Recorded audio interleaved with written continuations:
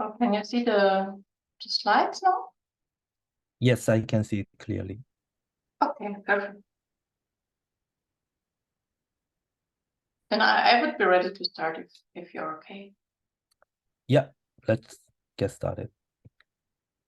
Okay, well, then welcome everybody. It's my pleasure to be here and to talk with you a bit about self-adaptive domain-specific computer architectures. Well, in case you have any questions and you're here in live, then please feel free to just put them in the chat and interrupt me so we have enough time to cover that. And otherwise, if you're watching the video offline, you can also send me an email and we can discuss on other times. A little bit about myself. So I'm currently presenting the talk from Dresden, which is in Germany, 2 hours southeast from Berlin. As you see here, if you haven't been there, it's a very nice city on the River Elbe, also called Elbe-Florenz. And some of the highlights you see here in the figure. So if you have not been there, I strongly can recommend to visit it in summer, as you see in the figure. And also many people like it in winter when there's snow and Christmas markets. The university in Dresden is on the campus, so you see an overview of the campus here. It's growing, so basically there are new and old buildings. I'm in the faculty of computer science, which is a quite new building, which you see here. And also a nice area, so let me know in case you are around. I'm leading the chair of adaptive dynamic systems, so my name is Diana Göringer, and I joined Dresden in 2017. The team currently consists of 4 postdocs and 13 PhD students. If you have not met me before, so I originally come from Heidelberg. I did my master's and PhD in Karlsruhe. And basically was then from 2013 onwards a junior professor at Ruhr University in Bochum, and now since 2017 I'm located in Dresden.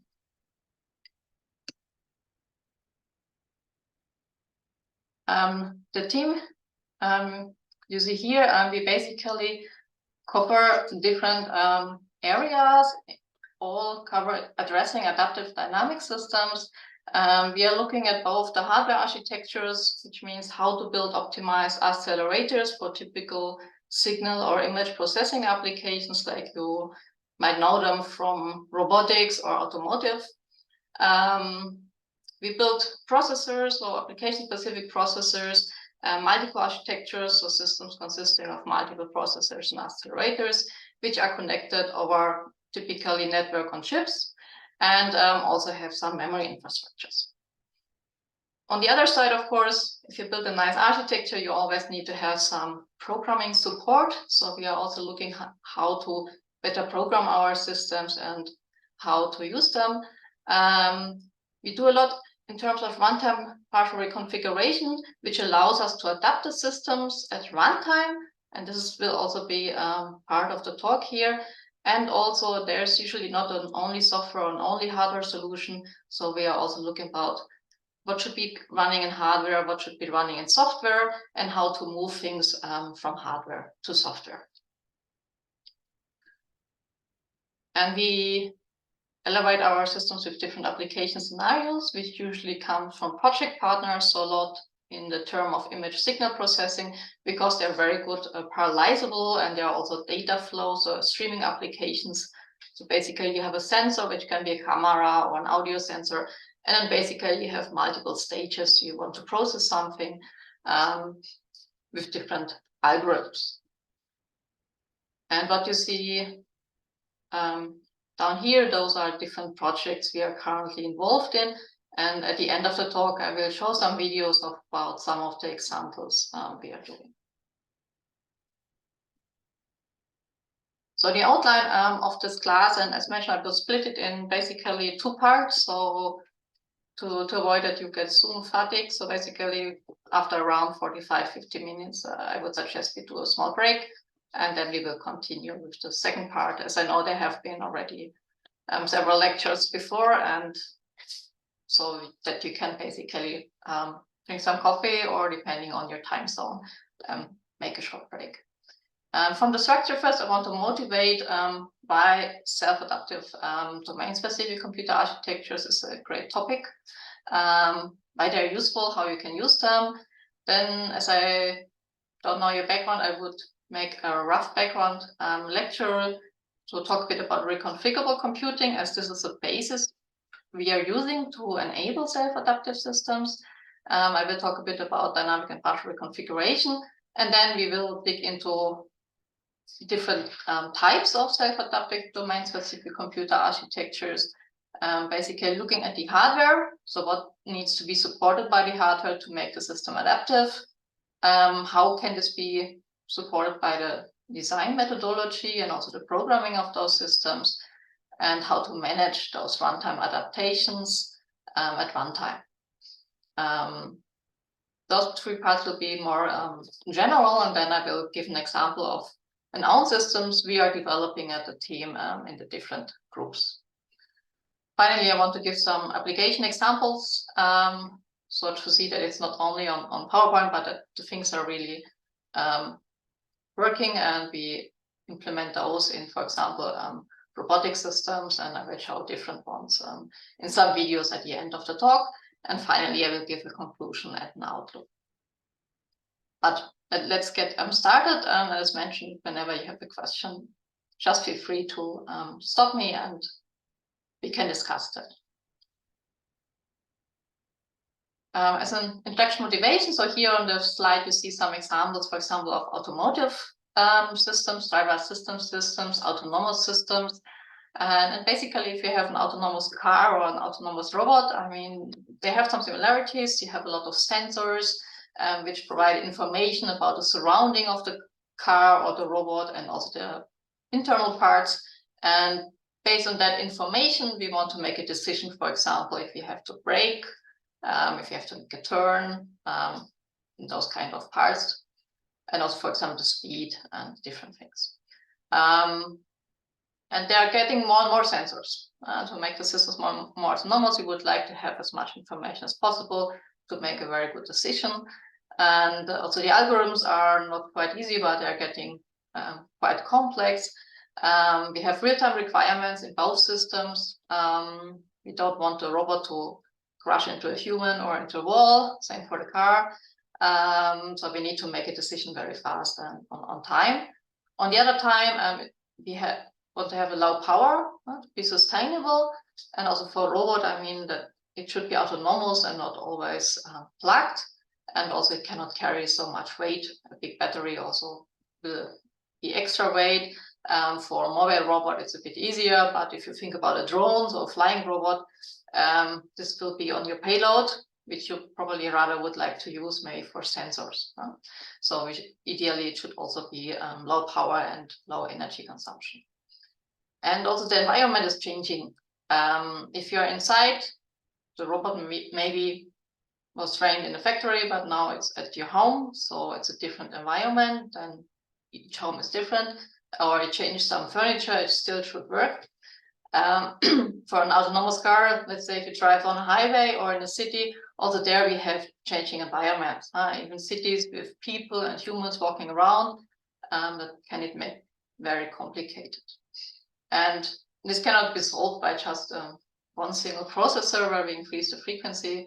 A possible solution for this are domain-specific computer architectures, which means a computer architecture which is optimized for a specific application domain, for example, for processing machine learning algorithms or other image and signal processing algorithms.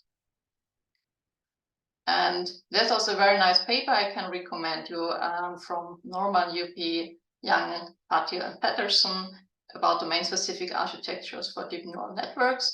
And basically that figure is from the paper where you basically see over the time the evolvement of the performance of processors and different architectures. So we start with CISC and then RISC processors. And we see basically that we are reaching up here. I hope you can see the mouse. If not, let me know. we are reaching a plateau, so we don't get out more performance, even though we are having multiple cores, which we already see here in blue.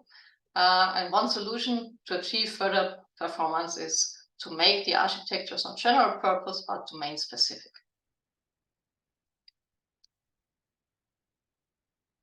An example, even though it's not the newest, I found from an older one, which I found from Asomorphic and Katz. It's basically this iFixit, they once opened such an older iPhone, and I had a look inside what processors are there, and there are different processors, quite a lot to achieve the functionality for your phone. And some are, for example, responsible for GPS, for your modem, and you see 3G, 4G is an older one. For Wi-Fi or Bluetooth, we have here the Cortex A9, which is more a general purpose processor, some GPU, and also some other processing elements. It's working very well for a system, and also, I mean, most people regularly buy a new phone. And the problem is it's a static architecture. So it's an ASIC, it's so-called application-specific integrated circuit, and which means if there's a new standard for communication, for example, or new applications that system should be able to do, we need to basically make a new chip. And this involves high mass costs. For a big volume, like a phone, that's doable, but let's say for some smaller volumes, like specific purpose robots, for example, you don't have such a high volume, but you still would like the system to work for quite a long time. Also, such an ASIC has high development costs, and as mentioned, it's only beneficial if you have very high volume product, like a phone, things which is used in all the cars. This is fully fine, but if it's more mid-sized volume, then you need something more flexible, which you can use for a lot of different types, and easily can also update both hardware and software. And this system here is only updated in software. Of course, you can have new applications on it, but the hardware is not upgradable. Otherwise, it needs to be changed. And one solution, if you would like to have it, that you can update your hardware, is to have basically a one-time adaptive computing architecture, which would give you a higher flexibility. So because then you could change not only the software, but also the hardware running on the software.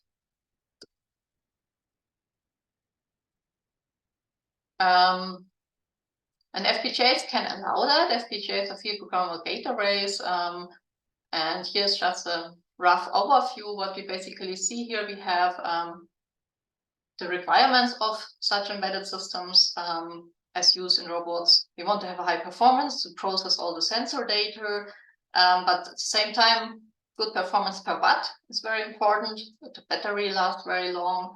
We need to be flexible because maybe there's a new machine learning algorithm the robot should support, which will help it to navigate better, to detect people or things better it should pick. So basically, we need to be flexible. We want to have a short time to market so that we can upgrade also the system ideally in the field. And also it should be easy to program.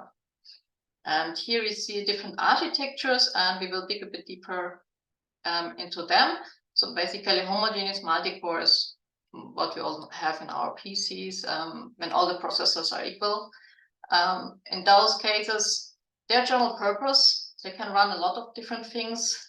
They're also easy to program and have a short time to market, but they're not very performance per watt efficient. Heterogeneous system, or so-called domain-specific computing architectures, they achieve a very high performance and a very high performance per watt for the application domain they were designed for. Say, for example, we have such an architecture which is optimized for machine learning. It will achieve great results for this application, but not for very different applications. It's not flexible, and also you need to design the new architecture. FPGAs, on the other side, basically allow you to achieve a high performance per watt. They have a partially short time to market because you have a chip already. You don't need to make a new chip. and they're also flexible and adaptive.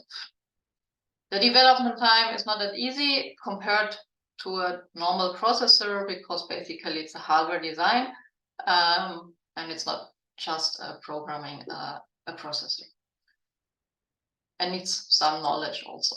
FPGA base and VSOC, they basically combine the advantages of the heterogeneous multi-core architectures and the FPGAs, because basically you use the FPGA as a basic architecture and build on top of it a domain-specific multi-core architecture, which you can adapt again at design time or at runtime to basically enable this adaptation here, which those architecture didn't have because they were based on ASIC. And this way we achieve a better time to market. Programming is possible if you make the abstraction layer good, because it's a mix of a very low level to make the architecture and then basically to program it. And so they basically allow us to combine the advantages of FPGAs and MPSOC in one system. Here you see an example of such an FPGA layout. As mentioned, it's a digital circuit. And what you see here, it's basically a multi-core architecture, which I will show later. So each of those blocks is a so-called compute tile consisting of 4 RISC-V processors, and they are connected over a network on chip, which is mainly placed here, but also in those areas. The figure is here to illustrate that it's a hardware design and it's not just writing a C code, which will be compiled for processor or Python code. But it has very nice advantages in this case. It's very flexible because you build your own hardware, your own specific processor for your applications. It's not burned into the chip, so basically you can adapt it. You can load a new bit stream and therefore a new processor. And you can do that at design time, but also at runtime. That's why here we have those different colors. So those are different modules, and at runtime we can modify this area, for example, on the FPGA. And I will show later in the talk how to do that. It's supporting low-level parallelization and also low power consumption compared to a general purpose multi-core architecture. But it has also, of course, some drawbacks. There's no free lunch, so it's difficult to program as it's a hardware design. So it's typically designed with VHDL, Verilog, System Verilog. So typical hardware description languages, which are not used by a traditional application engineer, which is mainly used in, for example, if it's in the machine learning area, Python or other high-level languages. There exist C to FPGA tools or high-level synthesis tools. One example is Vivado HLS, but there are also others. But they are mainly meant for accelerators, so not necessarily designed the whole FPGA. There are some parts who support it for specific ones, but not very a generic solution. And also the C code you are writing has to be written such that you know the hardware in advance. So it's mainly supporting a subset of C, C++, and you get a good results when you really know how to write it for that architecture. So it's also not, it's easier than VHDL Verilog, but you need to have some knowledge about the FPGA. Dynamic partial reconfiguration, or it's also called a dynamic function exchange dialings. It basically allows to manipulate a fraction of the bit stream, which means a part of your design on the FPGA can be changed at runtime without disturbing all the other parts. And there was a term coined, which is called computing in time and space, as over the time your area and your functionality of your chip is changing. So here in yellow, you see an FPGA where we have 4 switches, which are from a network on chip. And then on each switch, we have a microprocessor. So if we assume 2 of them are communicating, exchanging data, doing some processing, we can exchange the one which is now red without disturbing the communication or the rest of the chip. And that's why it's called partial reconfiguration, because we change a partial area of the chip and dynamically at runtime without disturbing the rest. And this allows us, instead of having a big design, to fold it up if we don't need everything at the same time, and then basically use a smaller chip which has less power and adapt it to our needs.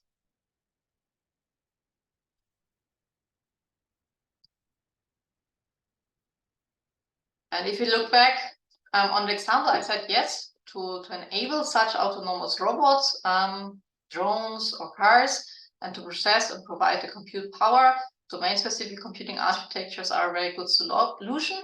However, they don't support dynamic behavior. We only can adapt the software, but not the hardware, as we saw on the example of this architecture of an iPhone. And a better solution, if we really need that adaptation, and if we have a lot of tasks from an application which don't necessarily need to be active at the same time, but we can basically do some task multiplexing, then it would be nice if we really could adapt the system.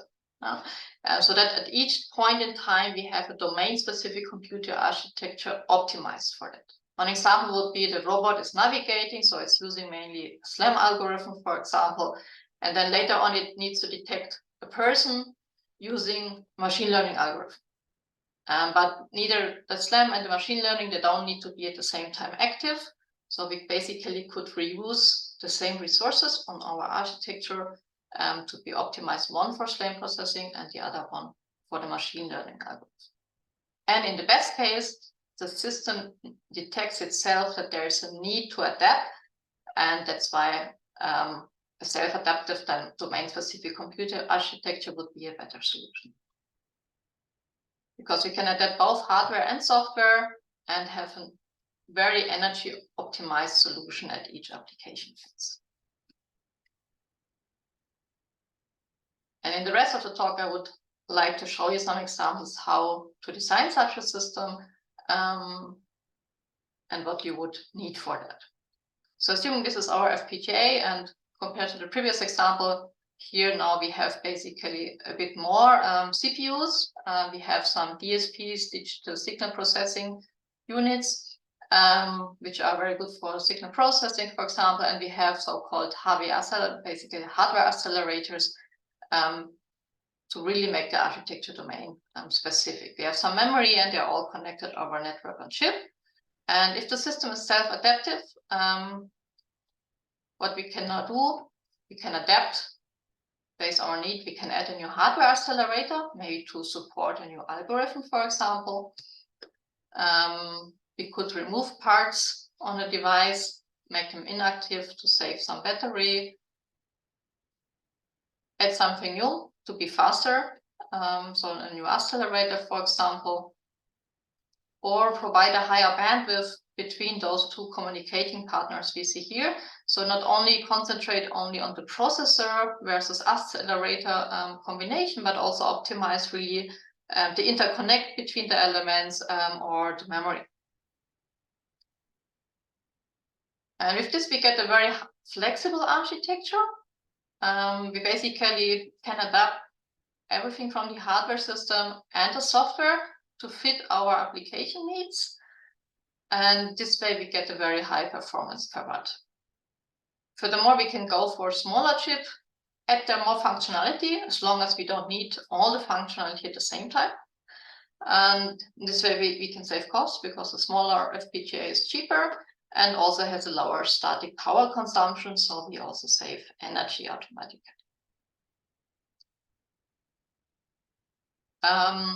You find a lot of reconfigurable systems.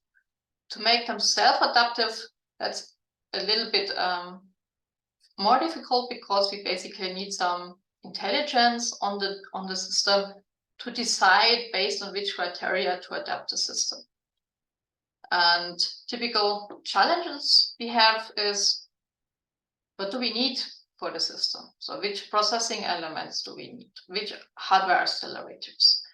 How shall they be connected, and how does the communication infrastructure know that we change things? How to describe the application for such a system, and how to partition it and map it on the architecture. So those would be more from the programming side. The other one would be, the first two parts would be more from the architecture side. And although mostly you don't need to have the full flexibility, so we need to decide which components really need to be runtime adaptive, because the design of such a system makes it a bit more complicated, and which maybe need to be there all the time. For example, the unit which will decide when to adapt, we need that all the time, for example. And also how to decide it, and based on which criteria. For example, based on some sensor signal, we do the decision, or based on our battery status. So what would be the events which forces the system to adapt itself, and who makes a decision when to adapt. And as you can imagine, you can play with hardware, software, and both together. So it's a very huge design space, and this has to be managed over time. And this is solved by something which is called meet-in-the-middle solution. So what we basically see here, we have our system architecture, our application, and typically you have a top-down approach.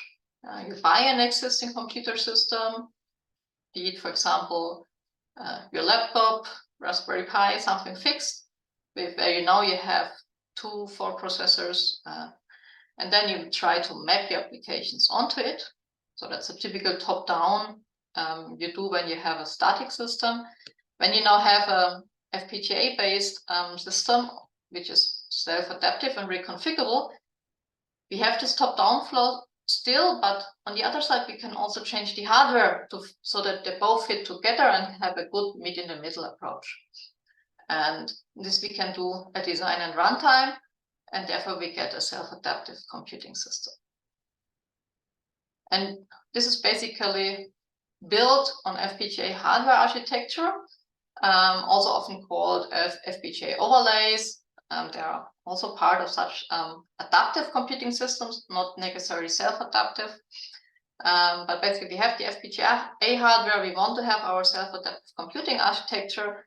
So basically, we first need to have a reconfigurable hardware system, or also called overlay. Then we need some design methodology, how to design hardware and software, because otherwise it will be really hard for other people to use it. And then finally, we need some runtime operating system, which is basically the intelligence we have on our system, which will decide when to change and adapt the system.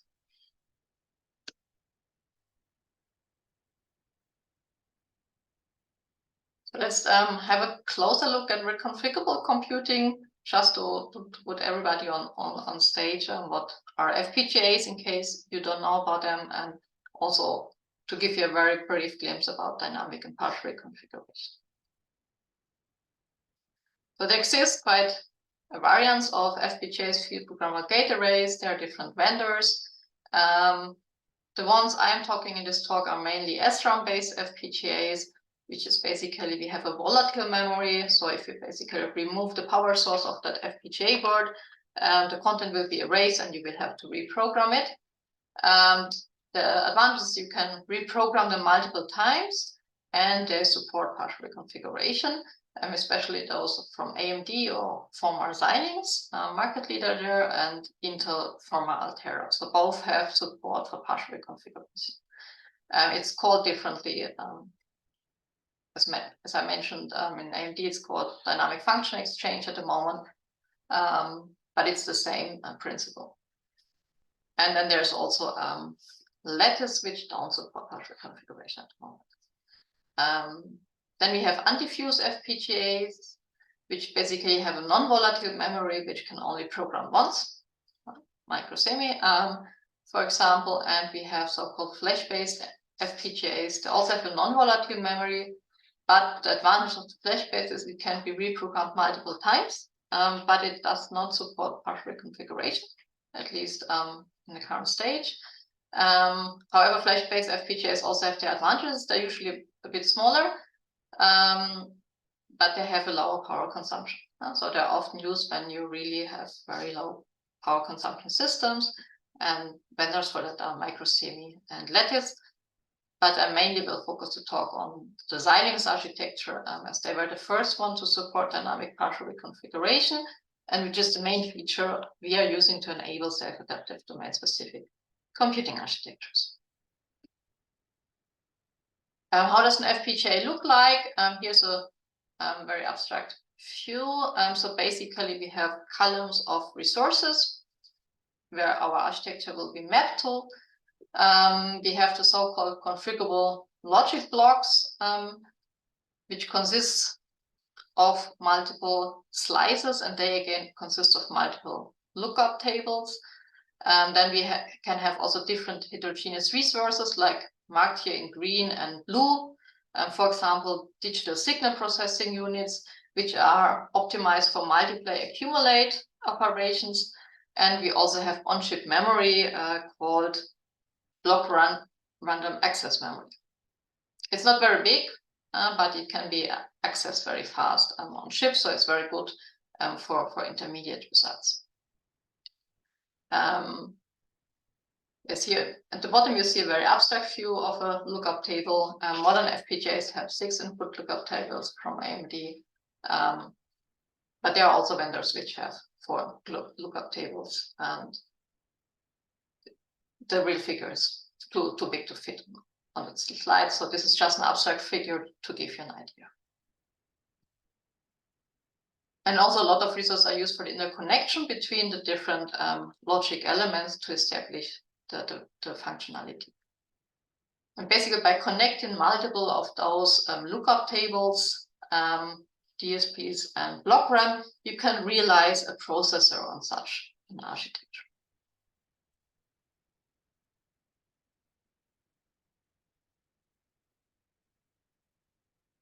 Right, it's called lookup table. So basically, you have a memory.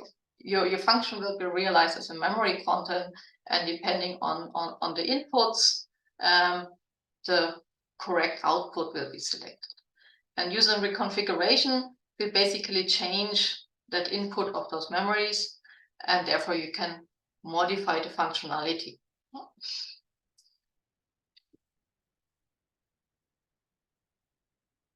So the additional components we have, the slices, is basically, we have CLBs, then they consist of slices, and the lowest component are the lookup tables. And of course, we have also flip-flops in them to realize the functionalities.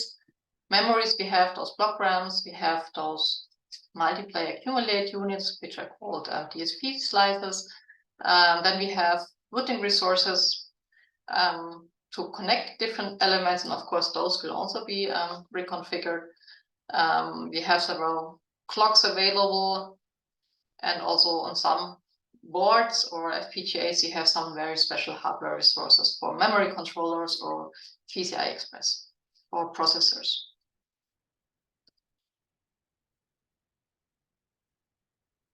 So different how to program such an FPGA. I said it's hardware design, and HDL stands for hardware description language here. So this is the traditional flow you go.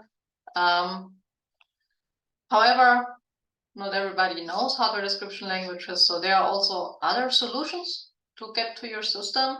One thing is to buy IP cores, so intellectual property blocks, and build together your system using high-level synthesis. And there was a different education class at this conference about that. And model-based design. Model-based means you have a graphical interface like MATLAB, for example, and you can design your system there. And all of them will guide you to the FPGA system. And we will see very briefly an overview of the different ones in a second. So the typical flow is all the other 3, like high-level synthesis and so on, there will be before, and they all basically generate some HDL or directly a netlist. And typically when you have such an HDL, hardware description language like VHDL or Verilog, you describe your digital circuit, then you go through a synthesis tool, and you get your netlist.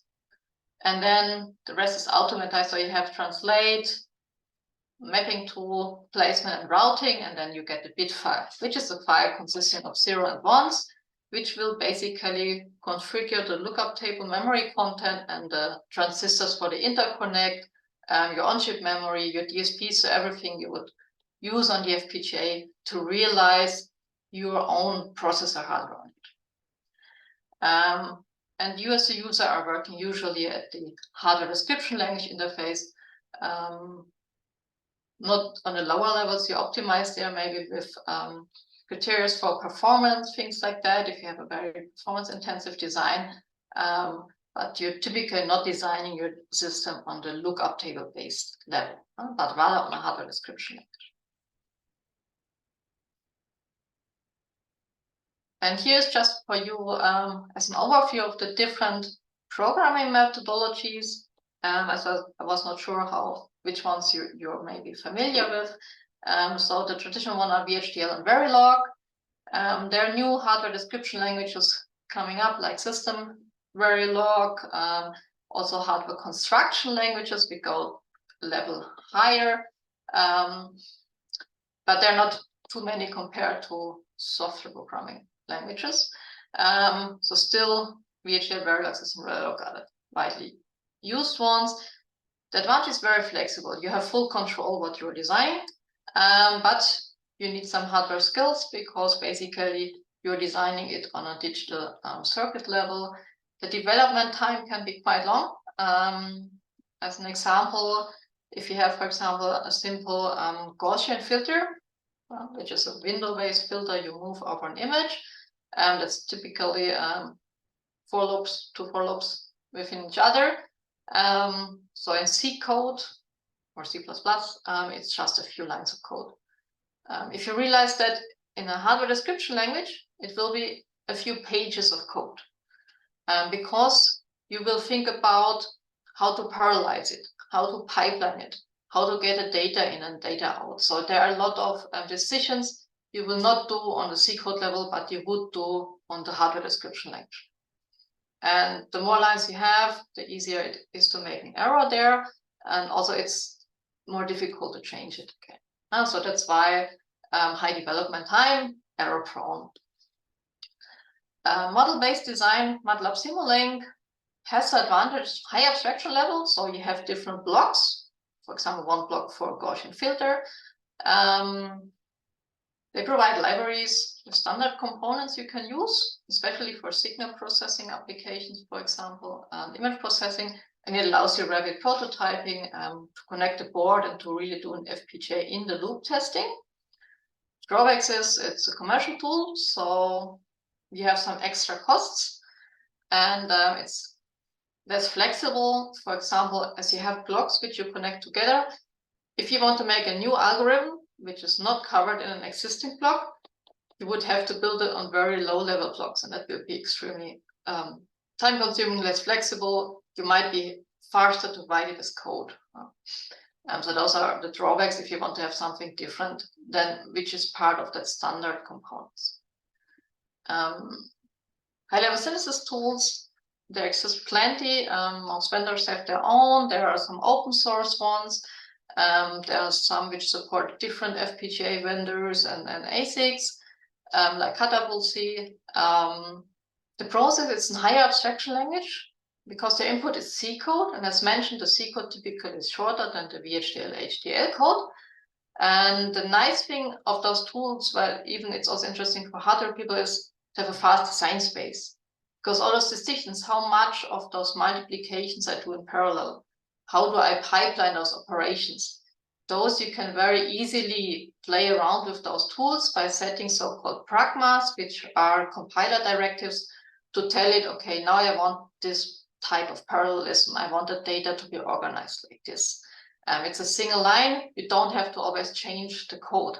So it's going in parallel. So you can play around how big the solution will get if you make it fully parallel, and how fast versus very sequential. It will be very small but slow.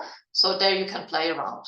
If you would like to play around on this level with VHDL, it would take a lot of time because you always would have to change your boot program. So this is a big plus on those high-level synthesis tools.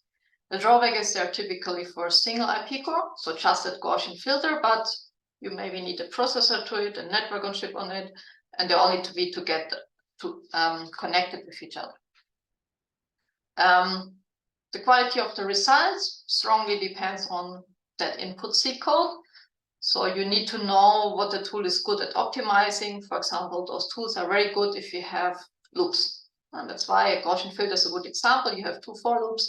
So there you can parallelize and not. If you have just a very sequential code, it will end up in something sequential as well. So you have less playground to optimize here. If you have a bad memory layout, also it will be slow. So you still need to understand that you're programming an FPGA with it. Costs could be, so from the vendors, it's part of the tools typically, but other tools like Cuttable C, for example, it's a third party, so that will be quite costly. And the last part are IP cores. There are many companies who sell IP cores, for example, for Ethernet, for CAN bus, so for different interfaces, for different camera sensors, things like that, to really have them well connected. So they are highly optimized cores. But therefore, you also pay a lot for them. So they're usually quite costly. And the source code, even if you pay, you typically get a netlist, which is basically a black box, which you can use, but you don't get source code, or very seldom. So that's the drawback. And it's also a single IP core. It might not cover the whole design.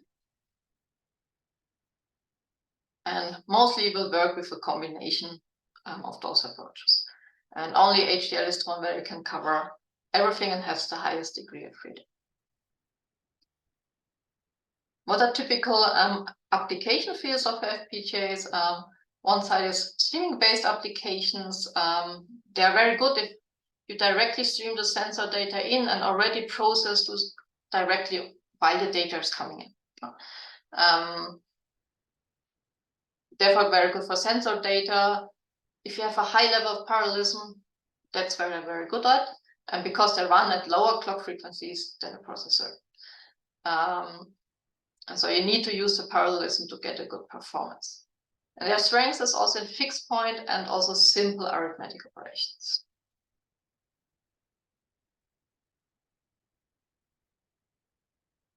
So what is partial reconfiguration and why this is useful, especially for self-adaptive domain-specific computer architectures?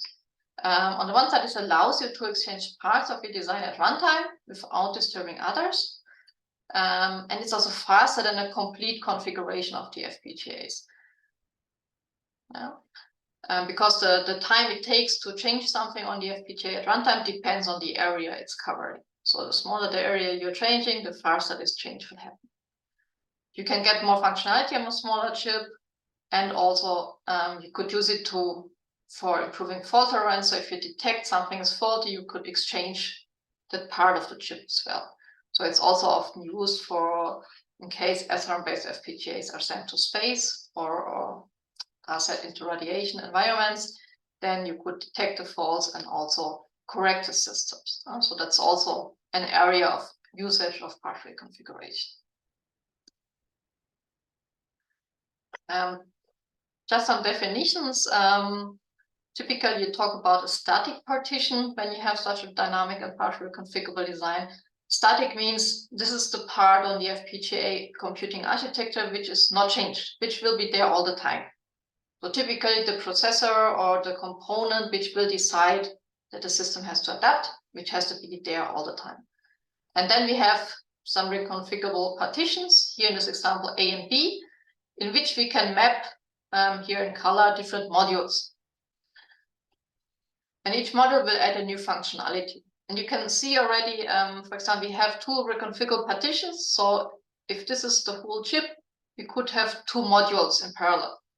But we have 6 different ones. Each module will be a different task, a different algorithm to be processed by our system, for example, or a different architecture, different hardware accelerator. They will not all 6 fit on the chip, so only 2. So we at the runtime decide which 2 will be active. And this way the chip will be smaller than if we have all 6 on a bigger FPGA. and just use always 2.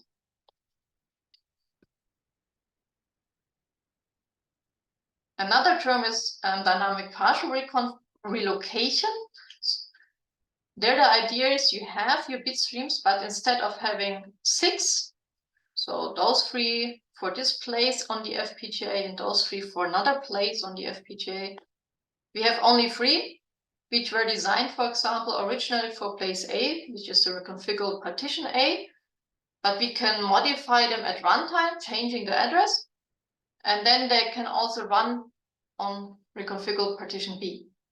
The advantage is those modules, those bit streams, they are files consisting of 0 and 1s, and they consume memory. They will not fit on-chip memory, but typically they will reside in off-chip memory, like a DDR memory we have, or hybrid memory cube.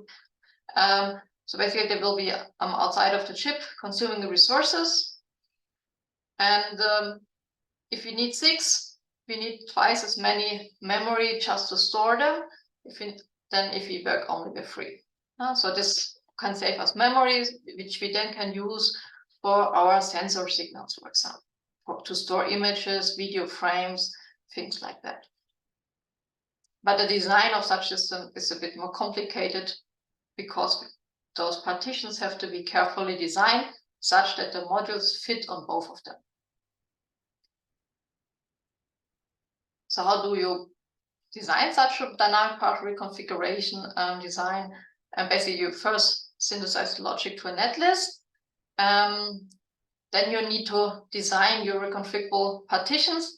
And important is the modules and the partitions must have the same partition pins, which means the in and outputs needs to be the same for all modules fitting to one partition.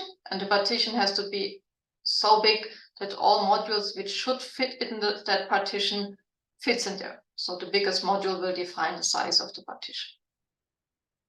And then you basically, your FPGA looks something like this. You have here 4 holes in which the different partition fits. So we see this partition is big, so here we can put some bigger modules. And maybe a module which needs all those resources will not fit on this place. So those would be some different parts to be decided on. We generate then the partial bit streams.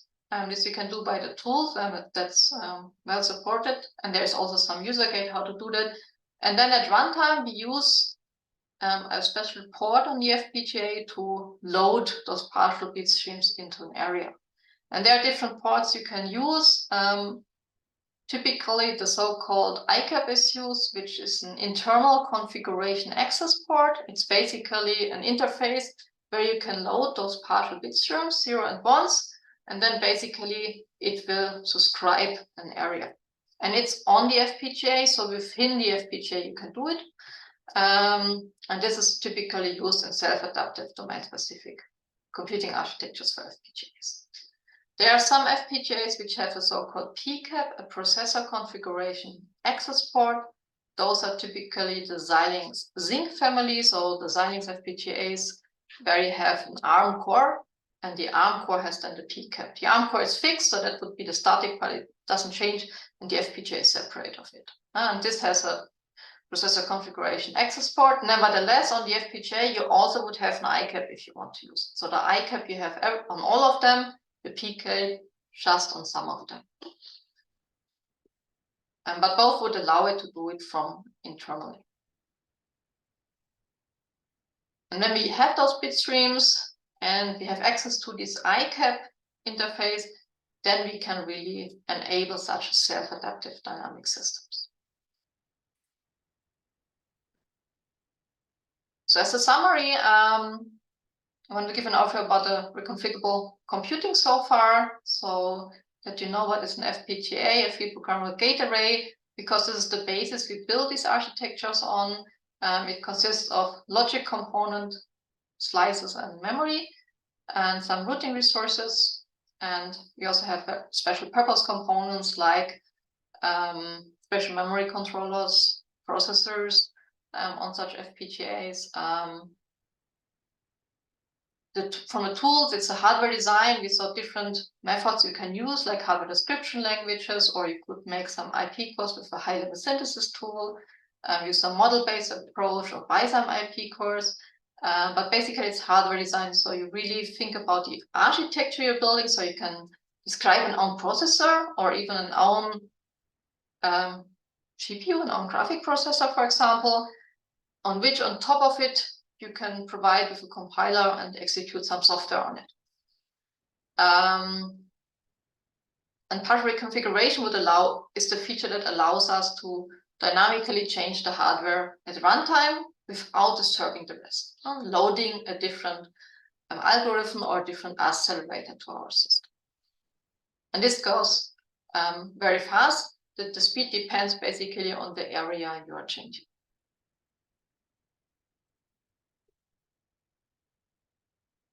Good, and from the time, I think I suggest you make maybe a short break.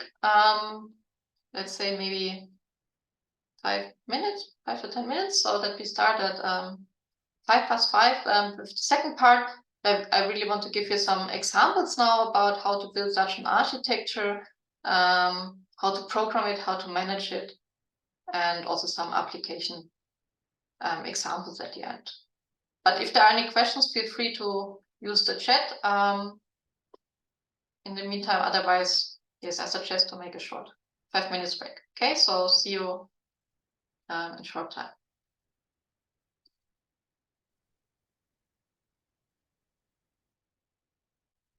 Okay, if there is no question from audience, I'm gonna pause the recording and then we will start in 5 minutes or 10 minutes, right? Yes, 5 to 10 minutes. That would be perfect. Thank you. Okay, great. Thank you. Back again. Everybody's back. Any questions so far?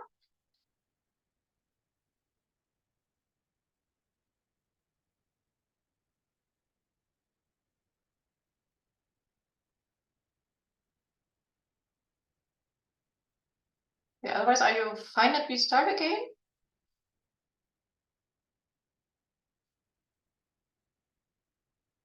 Can you hear me? Yes, yeah, you can restart. I don't hear anything. Can you hear me now? Yes, I can hear you clearly. Perfect. So we can start if you're ready. Yeah, let's get started again. Okay, perfect. So thanks all. So basically, what we would like to have now in the second part to really look a bit what we learned in the first part, like reconfigurable computing, how that can enable us to build really self-adaptive domain-specific computing architectures.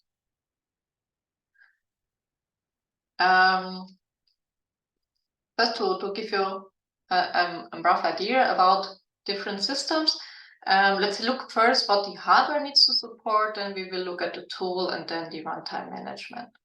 One of the first systems supporting different reconfigurable computing systems basically is what you see here. It was called RAMSOC. It was something I was working on in my PhD, and it's basically an FPGA-based system. What you see here, we had a master processor called RAMSOC VM, which basically was responsible for the self-adaptation of the system. You see it's already looking very domain-specific, so it has a quite special network on chip for the interconnect and for supporting different processors. And the target application domain was image processing for that system, mainly for object detection and other image processing algorithms. And what the architecture support is, we can adapt an accelerator like we just saw. Basically, we can extend our network to have a new processing element. So that was the change on the processing element, but also on the communication infrastructure. And also we could remove parts and adapt also them to different processing systems. And this network on chip was called Star Rails network on chip because when it's fully established, it has it looks like a star with different rails connected to it. and allows to be quite flexible and have very low hop counts between the elements. The drawback compared to a typical 2D mesh structure is basically that you cannot, that it doesn't scale arbitrarily, so it's not that scalable. But it was sufficient for the typical domains we had here, that's why it was chosen. But of course, that was not the only system looking at that, and also is not the only system. There are further systems, so it's just as an example. And if you look at the processing elements, there are different things we could think about when looking at adapting them. One is basically exchanging the complete processing elements, and there are several approaches doing that. It's the more easier part because you exchange the whole processor, and it was also the part what was supported by RAMSOC. So basically exchanging a whole processor or whole accelerator. It was not going into the processor. Also, another part which would be adaptation would be to support clock gating to reduce the dynamic power of such an element. And intra-level would be are those systems which support runtime adaptation of the internal structure of a processing element, and there are different approaches. So there are groups which are looking at using reconfiguration within a processor. Those processors are called reconfigurable instruction set processors.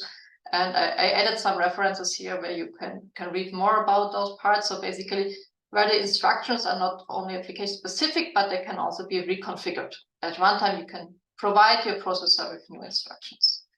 There was an approach by Hübner et al., for example, to have a processor where this ICAP, this configuration port, is part of the data part of the processor, not just connected to it. And this way, this could be used to also support new instruction and new features of the architecture. Morpheus, for example, was a very big European project many groups worked on, and they supported different reconfiguration granularities, which means they had fine-grained granular area like an FPGA. They had such a processor with a reconfigurable part in it, and basically they also had some coarse-grained reconfiguration modules, so-called CGRAs, and coarse-grained reconfigurable array supported. So that's why mixed granularities, we had different kinds of reconfiguration. And was a very interesting architecture. And another example for reconfiguration within an element was provided by Hübner et al. Basically, they supported a so-called virtual FPGA on top of a real FPGA. And so basically, as an overlay, of course, it will cost resources, but this allowed to use reconfiguration on FPGAs which don't support them. So that on also those systems you could have an adaptive system, like if you would like to use it for microsemi FPGA or something like that. And the term reconfiguration often is also used not only when talking about dynamic partial reconfiguration, but also when changing things using multiplexers. So well-known works is, for example, Panton et al. They have developed a very nice VLIW processor, so a very large instruction well processor, where you can play around with the issue width of that processor. And another solution was by Tadovsky et al. To change the pipeline stages in the processor. And dynamically at runtime, but in this time using multiplexers, while the other approaches like the resistor sound used reconfiguration. For the communication infrastructure, we saw the Starbills already, which is using reconfiguration. So there are different ways of support you find. The typical one is the communication infrastructure needs to be able to support runtime adaptations of the processing elements and a changing number of PEs. So basically, if the system can grow and shrink, it needs to know that it has grown and shrink and that there are new elements connected or that the communication ends at one point. And there are several systems which supports that. There are fewer systems which support the runtime adaptation of the bandwidth. So if I want to have more communication between two partners and less. So that's a bit more difficult. So the Stavius NOC was an example for NOC which supports the different features. There's also a bus system provided by Hübner et al. In reference 8, which also supports runtime adaptation using reconfiguration. And a very nice system I will show in the next slide with an animation is by Shelburne et al. And also Sander et al. So there were two groups looking at the same idea. Basically, the idea was to use the ICAP to transport data from one memory block on the FPGA to another one. So that you don't need a network on chip or a connection on the chip at all. Other approaches to support reconfiguration using, again, multiplexers were playing with the buffer depth within a router by Matos et al. And also the same approach could be used to play with the bandwidth on the channel. So you not always need necessarily dynamic path reconfiguration to have some self-adaptation support. And that also can be done with multiplexers. From the memory structure, because if you have a computing architecture, we have some interconnect memory and processing elements. We may want to provide more memory or less memory resources. With the lookup tables or COBs, you can also build memory, or you can reconfigure those block rounds to support more memory or less memory for a specific element. And what I want to show here in the graphic is basically the approach from Shelburne and Sander to use the ICAP for communication. So basically, when you have your FPGA here, you have this ICAP, this internal controller, which allows you to write to it and then change the structure on the FPGA, so doing partial reconfiguration. You could also use that to read from a memory, because on-chip memory is realized as block RAMs and you can read them, and also to write into a different on-chip memory. And usually when you have multiple elements connected or bus, the system looks like this. So we have 3 microprocessors. We have here some communication infrastructure and a memory controller. And what they did was that, we don't need that bus. So they were all isolated, but we can read the data out from one and write it to the other using this ICAP. So using this configuration memory to transfer the data, but they were not connected over a bus. This is a very nice idea. The only bottleneck it has is that on most FPGAs you have only one active ICAP. They might have 2 ICAP ports interfaces, but you can only use one at a time. So this will be the bottleneck for your performance. Because all have to go over that single bottleneck. And then if you have a lot of data you want to copy back and forth, that can make your design slower.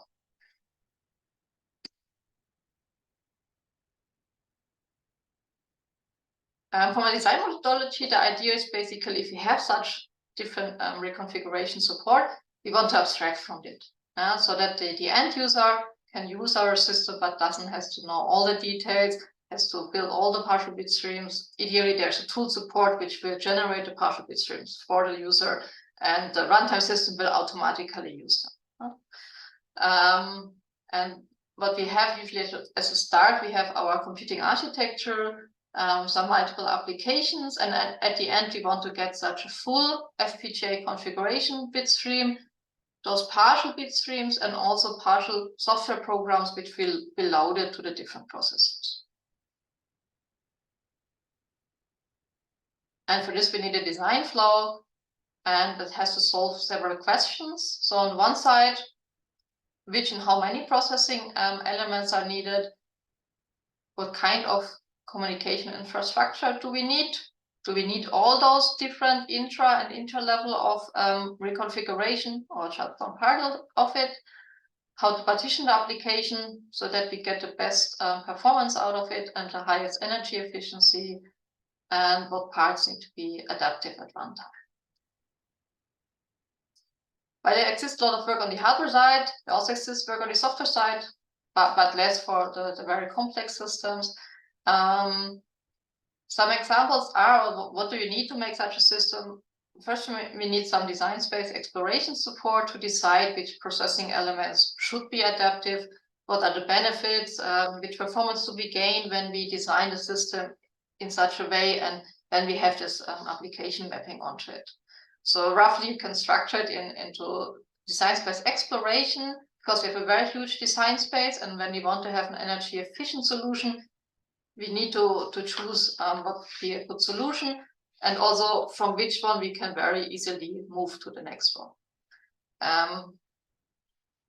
There exist quite a lot of mapping solutions for static MPSOCs, like a multi-cube, which was a European project, maps, but there don't exist so many for reconfigurable systems or reconfigurable multi-core systems. But those static ones are a good start to be used there. Several approaches also look at how to simulate such systems. Open Virtual Platform is an open simulator, for example, OVP. Game5, so there exist different simulators, but typically they focus on the processing system and not to simulate dynamic adaptation of the hardware. However, there also exist simulators for reconfigurable systems like Gong et al., but they have focused more on the reconfiguration feature, less on the MPSOC. But there also exist now a few approaches which try to combine both. MPSOCs which are reconfigurable, so basically multiprocessor systems which are reconfigurable, and how to simulate them together so that we know what happens when we reconfigure. We need to describe the applications of sort when we have multiple processing elements, be it accelerators together with processors. One way to look at, or what several groups did, was looking at transferring the message passing interface, which is, or short MPI, which is mainly used in HPC systems where you also have distributed memory, to make a small subset of that and support it on such systems, so that we basically have a message exchange which fits very good to the data flow we have on the system. So that's one of the possible solutions to describe the application which will then be mapped on it. If you have an application description, typically as a task graph, data flow graph, then also approaches are investigating how to partition application and to map it on a system. And I will give some examples for those later. For the runtime system and the operation, so which really will then enable the self-adaptation, we have some limitations to consider in those systems, which is only one active ICAP or PCAP, depending what you're using. And the adaptation requests are often decentralized, so they come from different cores who would like to adapt their accelerators. So how to efficiently handle that and how to set priorities when to change what. And here you see 4 examples of such systems which supported that.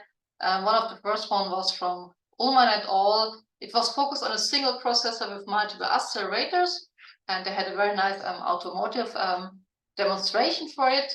And they used a priority-based scheduling to decide when to reconfigure what, which was non-preemptive and support to save the context, for example, of some window lifters. Reconos, for example, is a very well-known and still well-maintained operating system to manage such runtime reconfigurations. BORF was a Linux-based OS, also supporting an interface between hardware and softwares for such systems. And RAMSOC VM was the system for my system, which was based on a Linux server with several clients which didn't have a Linux operating system. So it was a master-slave approach, basically. And the idea of RAMSOC VM was basically to virtualize. So when you have the underlying FPGA hardware and you had on top of it this domain-specific architecture, which is self-adaptive, consisting of processors, accelerators, and on top of it, we want to run our application. Then this RAMSOC VM was responsible to decide where to execute what. It had a server based on Linux, which was doing the scheduling, so to assign the tasks to different processors and accelerators and to start the reconfiguration of the system. And the clients were running on smaller processors, which were basically just focusing on the application task, and they had a small boot program. And this way the user was just interacting with the Linux processor and started each task on the other systems.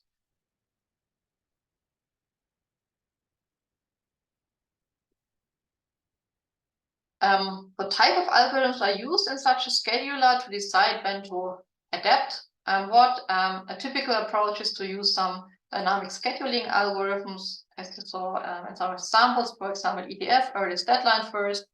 There are also some algorithms which consider heterogeneous and energy consumption. And basically, they need to decide when to map which software and hardware tasks, and also maybe to consider priorities between tasks. The data dependencies are crucial. If the tasks are placed very far away, they have a long communication path over a network on chip, for example. Real-time requirements, but also you have to consider the resources the hardware task needs for reconfiguration. It might not fit on each reconfigurable partition, or it might require special resources. And these are also criteria such as scheduling and mapping algorithm needs to consider.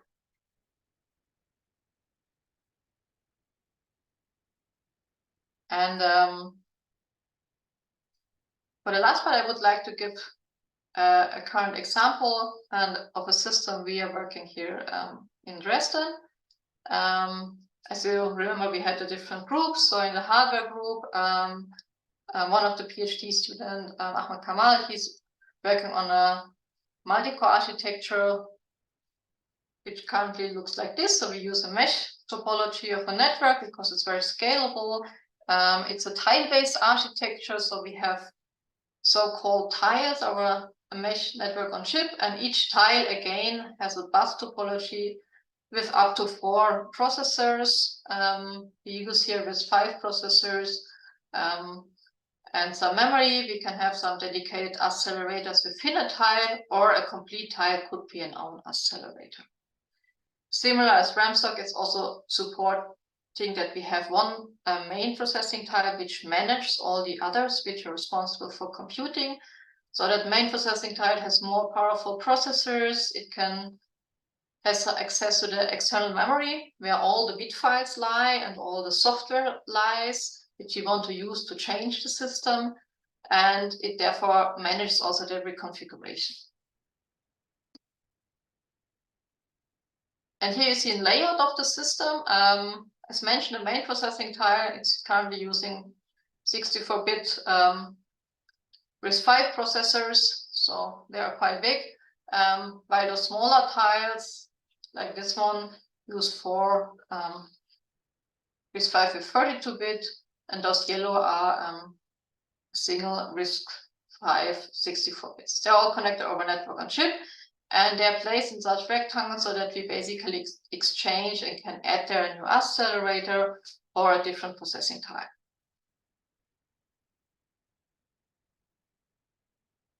And that system basically is the same you saw before. So we fit quite a lot of processing elements on this FPGA, which is also a mid-size board. You see again the different tiles over the network, just in different view. What I would like to show you here is that in order to achieve a domain-specific architecture, the processing tiles with the processors are more general purpose, so we need some accelerators and some optimizations on the network as well. So we basically support different processors based on the application, and they can be reconfigured. We have those main processing tile for the runtime adaptation, and we of course can also have accelerators either within a tile or here as shown as individual tiles. So they will have a manager which will allow them to communicate with the other systems.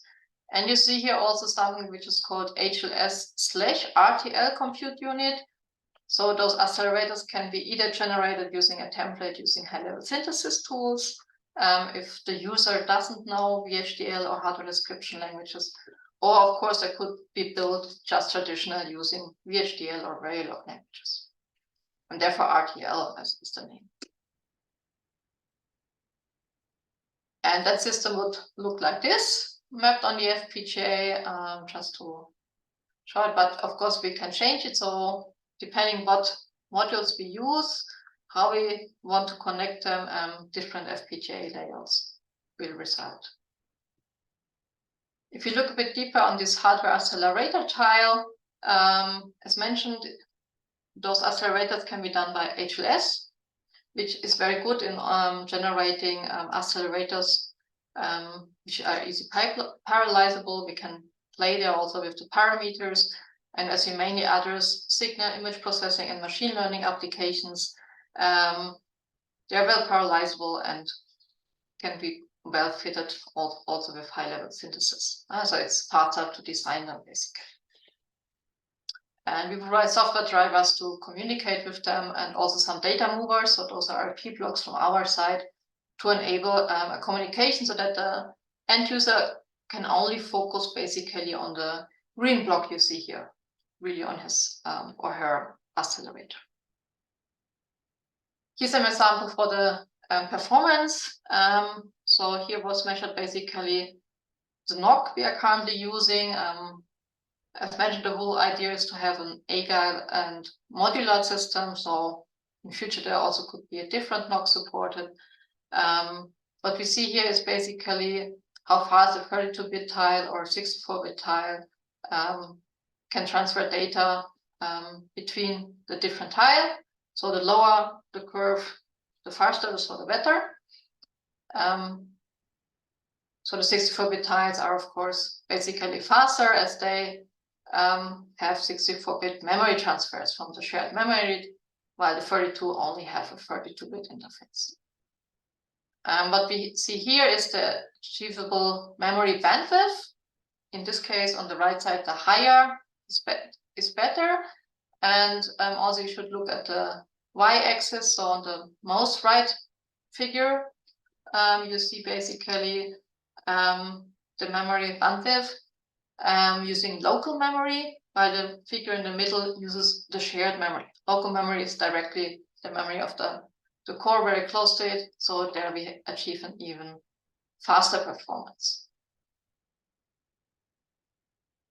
And also here compared are a 32-bit tile, which basically consists of 4 cores, which you see in blue, versus in red the 64-bit tile with a single core, and green is a 64-bit tile with 2 cores. And the performance was evaluated with different algorithms. So typically you have a lot of multiplication in machine learning applications, signal processing.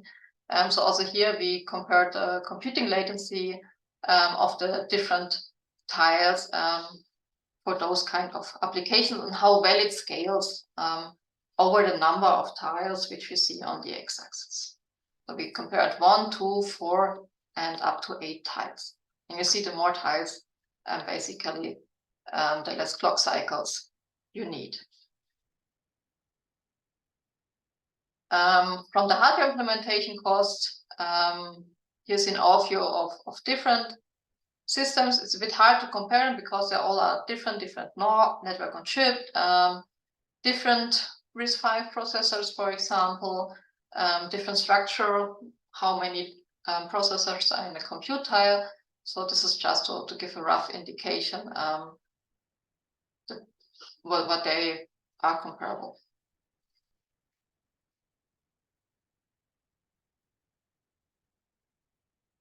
But for our system, the more important part is also the reconfiguration. So in order to support that, an own reconfiguration controller was designed, which connects to the ICAP, which we have on the FPGA, and allows the RISC-V processor to use the ICAP at maximum speed. And this is shown here. So the controller and the bit files will be laying in the DDR memory, and we basically can get them now then very fast from the memory and reconfigure different compute tiles, add new accelerators at runtime, and adapt our system.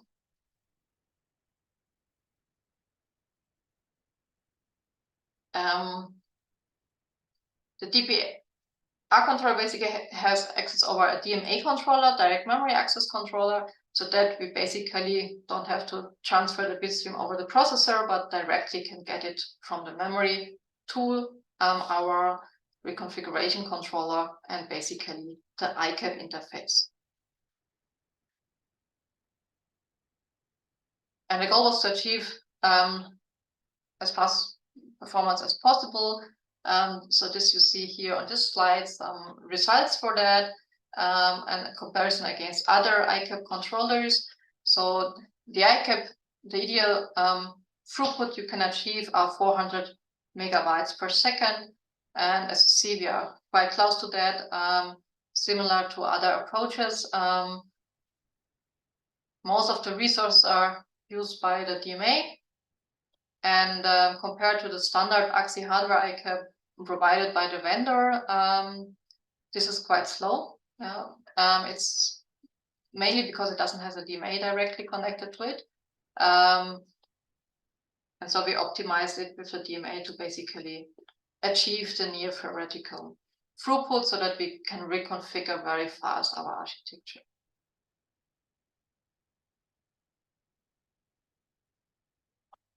So now we have all the support from the hardware to enable dynamic and partial reconfiguration. But we need to decide why we want to reconfigure at specific points. One way to do that would be to have such hardware software monitors if you want to decide it based on the current state of our multi-core architecture. So we basically could observe the performance of a processor or how long it takes to communicate. So then we provide a higher bandwidth if the data is not going fast enough, so that we basically detect at runtime what are the bottlenecks in our architecture. Or also the same monitors could also be used to detect faults in the system, and that the system is not processing correct, and then we could exchange also some components. And this is important to detect situations to self-adapt the system. Another approach not listed here is also, of course, based on the input data. So let's say if you're at night, you need a different algorithm than during day, for example.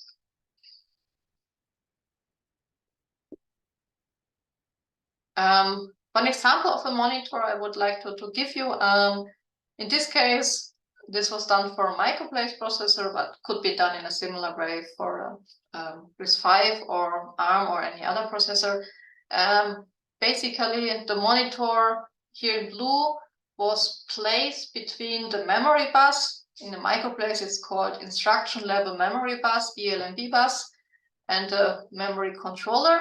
So basically, to read the instructions the processor is getting, because this processor is closed. So basically, this is the easiest way to get on the instructions, and that we can detect if it's currently executing a loop in the assembly code or a wait statement, or it's finished its execution. And based on that information, for example, in a loop, you could increase the frequency so that it's faster. When it's in a wait state, it's probably waiting for data from a different component, so we could reduce the frequency to save some energy, for example.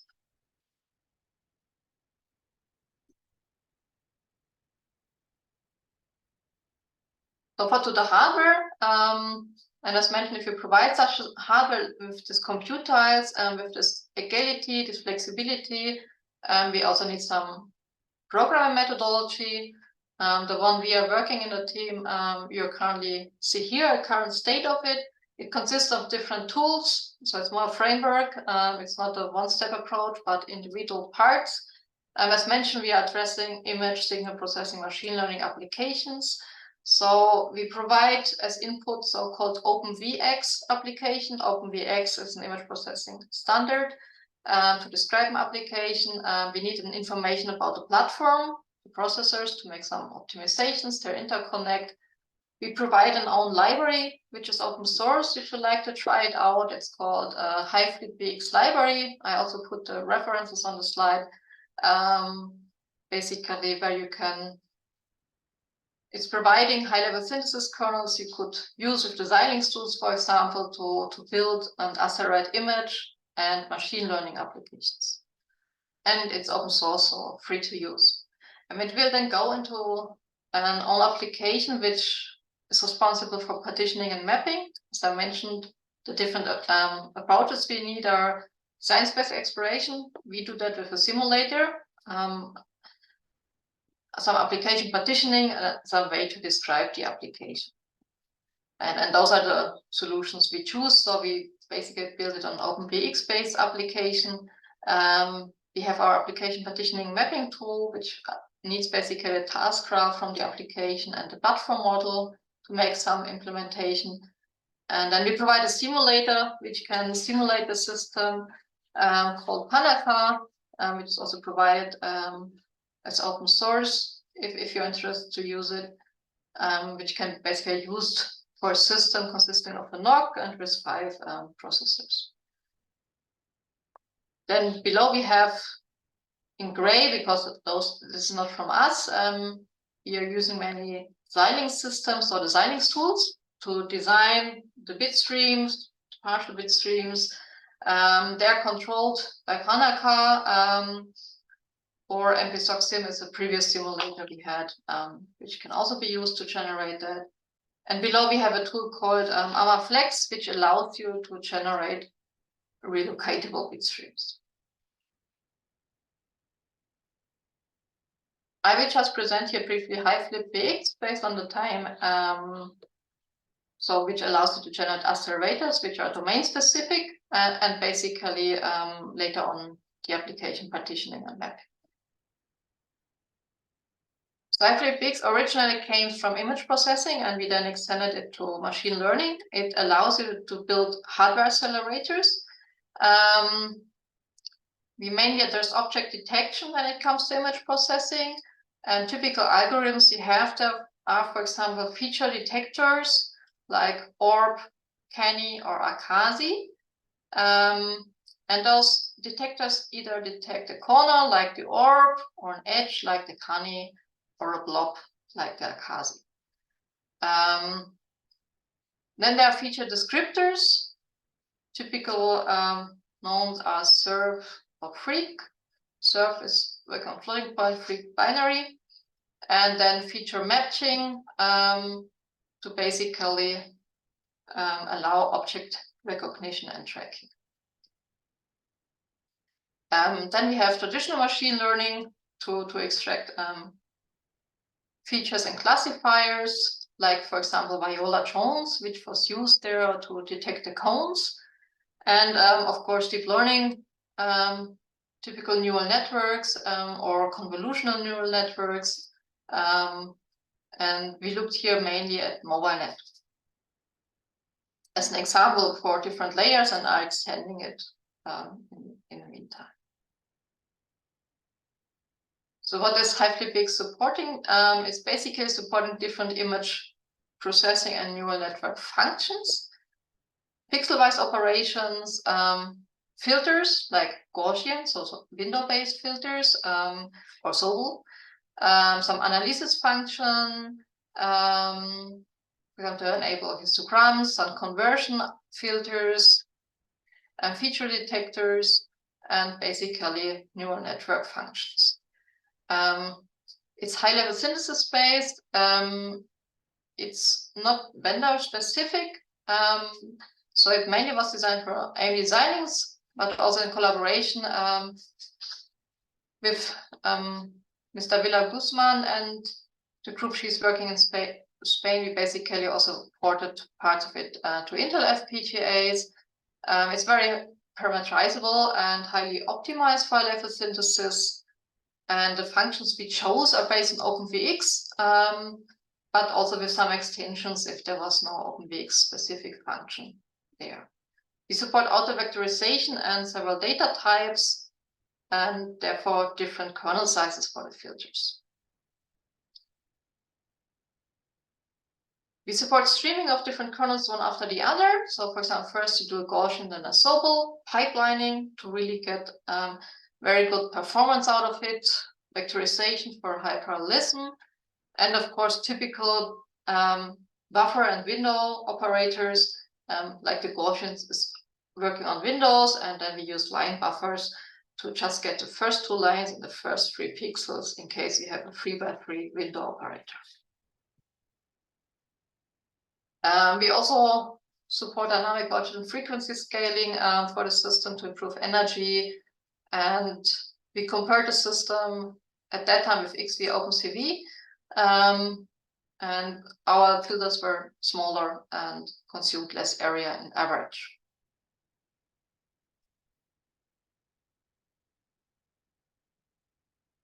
And this is shown here. So here's a comparison. As you see from the paper that was done in 2019, so needs to be updated. Of course, we supported less components, but the ones we component, they were always below 1, what you see here.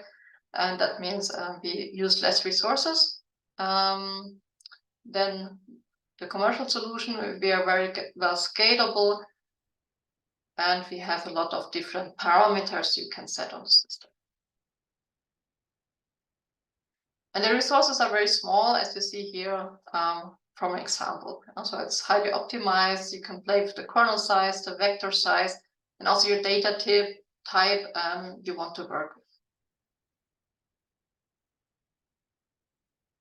And the biggest application it was used for are CASI for the normal image processing, as well as MobileNet for the neural networks. And here is an example of the different modules. So basically, you can group the MobileNet V1 into 3 modules. Well, 15, but 3 types of them. So the type 1, the second type here, which looks more like this, and third type. And here you see the results on a ZCU 104, which has an ARM processor running at 1.2 gigahertz, and the FPGA is just running at 200 megahertz. And when you see the difference, you know, you need at least a parallelism of 6, that the FPGA will achieve the same performance than the ARM processor. If you get an even higher parallelism on the FPGA, then you are faster. And so you would need really an application with a lot of parallelism, that the same code which you run from the ARM to the FPGA will improve in performance, so that you really use the parallelism. And we could achieve that. So for example, here with the module 1, we achieve a speed up of 35. For the second module of MobileNet, each of those layers, which are layer 2 to 14, we achieve a performance speed up of 60.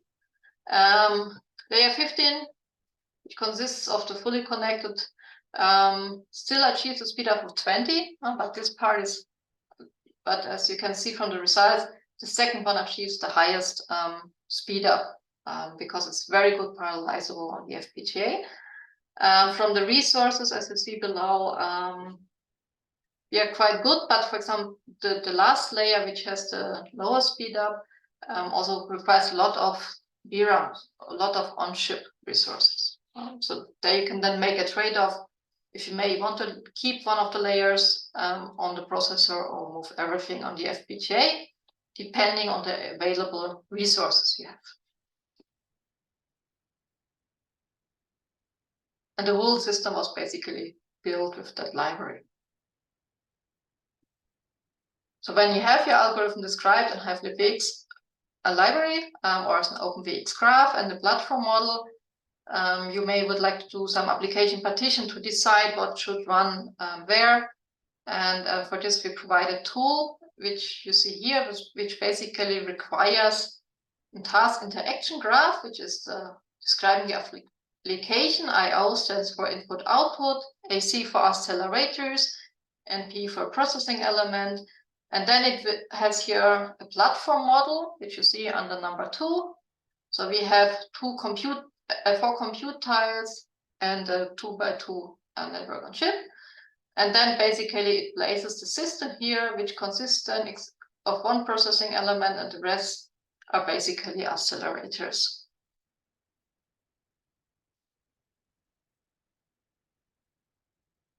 And what it's doing, it's basically trying to map the system such that you have a good load balance and that you reduce multi-hop communications.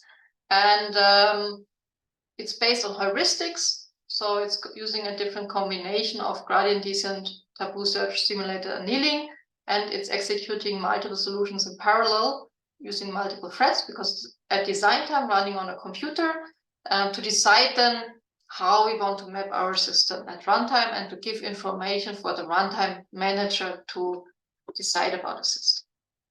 And what we want to avoid are those dilation optimization you see here. So the blue points should be mapped closer to each other so that we avoid going over this tile. And also we want to avoid what you see here under capacity utilization optimization, that we only have one resource used on the top right, and in the middle we have all four. So to really make some load balancing and reducing some dilation. And we support different topologies, so it doesn't have to be 2x2 mesh, it can be also heterogeneous. And it's not bound to an FPGA-based computer, it can also be used for an FPGA cluster. That's where we originally designed it for. And now I hope that the video works and will be fluently. So here you see just a video where two solutions are computed. The dots are basically the application tasks, and the rectangles are the compute tiles. And you see then such bars in green, yellow, and red, which are basically the load on the system. Now we are trying to reduce the dilation. So green means good, orange, well, some way to improve, and red it would be not such a good solution. And so it's trying to optimize now to get here a good load balance. Now it's finished. We have 4 different solutions, and the only solution where everything is green is the top right, and that would be then the final application partition and mapping, which you would use then for the next step of our tool flow. So far to the examples for such a solution, and now I would like to give some more application-focused examples. So before that was more examples of architectures and tools, so where we use it in different research projects. One research project we are working on is Marie. It's a DFG SFB Transregio project, so it's a very big project with multiple PhD students and professors. The goal of the project is to have sub-millimeter material characterization and localization. It can run up to 12 years, consisting of 3 phases. So we are in the 2nd phase.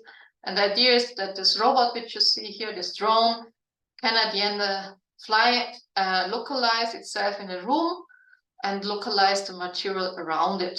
And there are different groups developing novel sensors to detect that, novel sub-millimeter transceivers, algorithms to base on the signals, process them in order to decide which material we have, where we are. And our contribution from my team is to build a computing architecture which can process those material characterization and localization algorithms on the drone, at least those which need to run there, and also those which are offline for some bigger accelerators. Because on a drone we need to look, can't put there the biggest FPGA board or the biggest chip. It has to be small and lightweight. And what we want to establish now in the current phase together with the partners is to, for us, is to enable a real-time material map for a moving robot, not yet the flying. That's more for after 2024. Because it's already a challenge to get it to a moving one. And so at the end, it would be nice to have a drone like you see here. That was done for a different project where we have a very small FPGA board there to process data directly on the drone. On Marie, we currently use the robot you see here. Try to start that video. So it's a quite big robot with a high payload, so we can put a lot of computing power and also the sensors on it and basically process the algorithms on the system and really explore them on a real platform.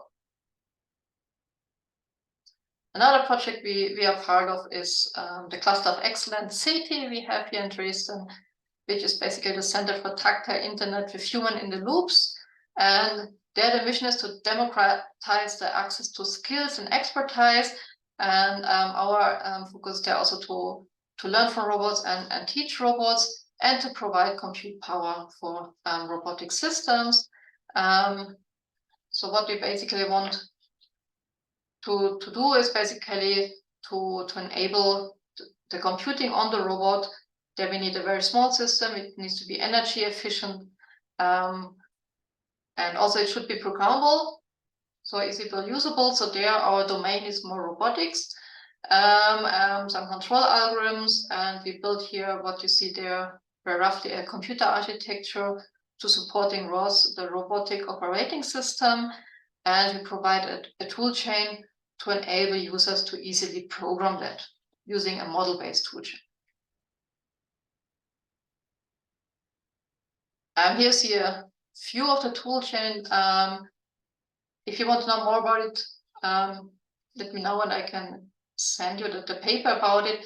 But basically it consists of a template engine, and it will generate the necessary wrappers so that you really can use the FPGA together with a processing system if you want to, but also without, and to accelerate your application, and that the application can communicate with the rest of the robotic operating system environment. And the robot we are working there is much smaller, so here we have to look that it's really also energy efficient. And you see it here, it's self-built, and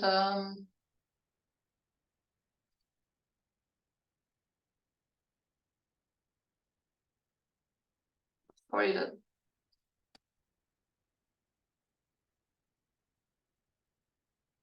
slides crashed, so I have to restart it 1 second.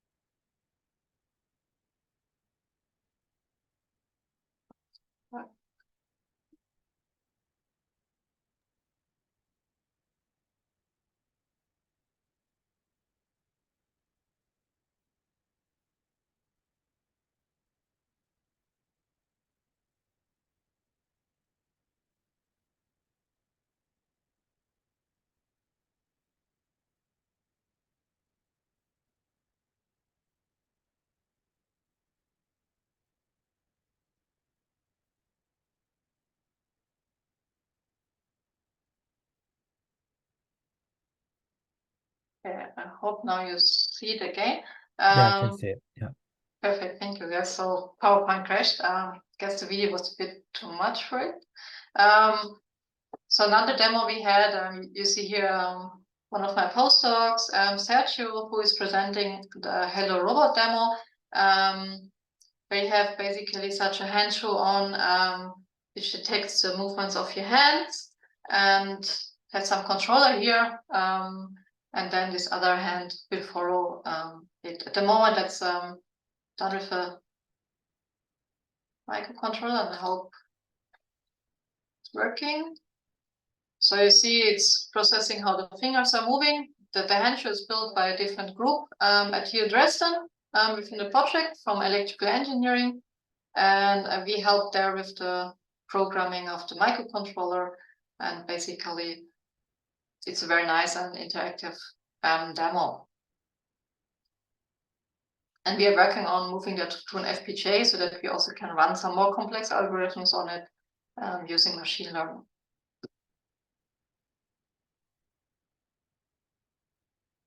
So to come to the end of the talk, what I wanted to present you today was basically self-adaptive domain-specific computing architectures.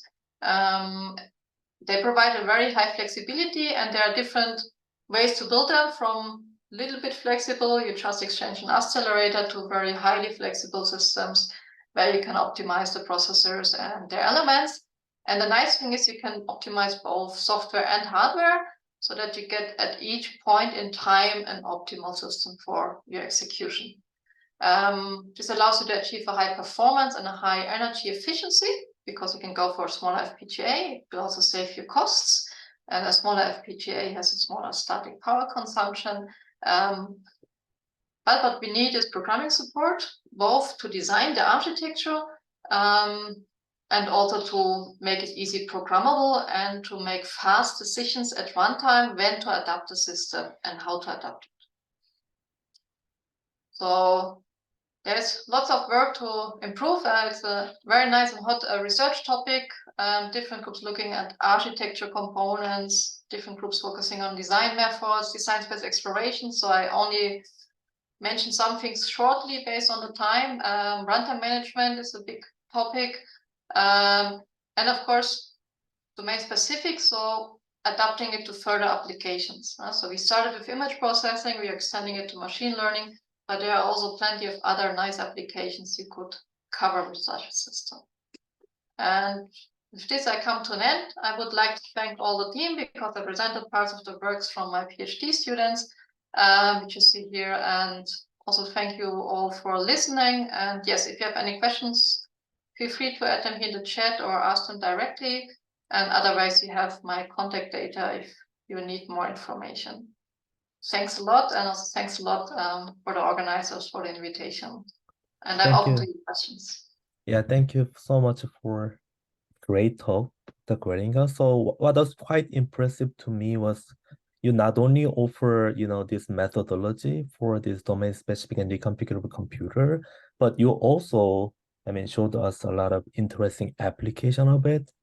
And it was quite interesting and it was quite educational. Thank you for the great session. So thank you very much. That's great. Does anybody in the audience have a question? If not, I have one general question. So looking back the future, probably maybe 3 decades ago, how we design electronic system was quite, generic. What I'm saying is that we kind of, buy, microprocessor from Intel, and we buy memory from Samsung or something like that. We soldered around all this generic part on top of the, PCB board. That's how we built the system. Now we switch it to this SoC, which requires full customization at the silicon level. For that, we needed to a lot of customization. Anyways, we need to, fully customize our silicon. So from my point of view, that was kind of the big reason why we needed this kind of customization and domain-specific architecture optimization, a lot of microarchitectural breakthrough for domain-specific, thing, and reconfiguration, as you addressed in this talk. So my question is, nowadays, from my point of view, we are slightly moving backward. Like people start talking about chiplet, in which we again, partition this big silicon into several pieces, and we somehow, realized we can kind of, make them several pieces of silicon working together using this interposer. So my question is that when it comes to domain-specific optimization or reconfiguration, is this chipset good news or bad news? How do you see this, new design trend? I think it's a promising solution. You also see it a bit on the trends that let's say I mainly mentioned FPGAs from Xilinx or AMD and Intel, which are the biggest vendors. But there are also so-called eFPGAs out there, so open FPGAs. So there's a strong group in the US and also in Europe. There are groups working on that, which would allow you to make that only part, one chiplet, for example, is reconfigurable as an FPGA, and the rest are maybe optimized memory and those parts of it, and that you can really also think about it not only on the chip like I presented, but really have between the chiplets some reconfiguration. The challenge is, of course, the bandwidth between them and the connection, which will be, let's say, more the challenging part, to provide bandwidth that you don't really feel that you're going off chip, so to say. Right. But I agree with your point of view. I mean, maybe we probably have lower bandwidth within the chiplet, but we sometimes have this, through silicon via when it comes to 3D, customization. Then as you did, then we can kind of, modify our, task mapping to this processing element like this. We can be more flexible in, load balancing or workload distribution, something like that. Exactly. So Okay. you would have then much more scalable, and you could combine the systems more flexible. Mm. And also you could get to higher volumes then, of course, maybe if some parts are reused, because chiplet can be used in different chips or different, let's say, system on chips. So that would be a good, Right. I think, a promising solution to achieve that. Mhm. Mhm. Okay. Oh, one last question. So in Dresden, you have this big uh company, chip company, right? Is it still there? As far as I remember, there was how was it called? Infineon was there in Dresden, right? Yes, there are many. So they call it a Silicon Saxony, like Oh, Silicon Valley. But yes, so there is Infineon. Bosch has a big factory, and mhm. TSMC announced that they will build something there as well.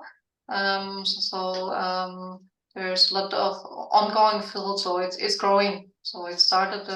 Whole foundries also is there. So. Oh, Uh, got it. Do you have research collaboration with them?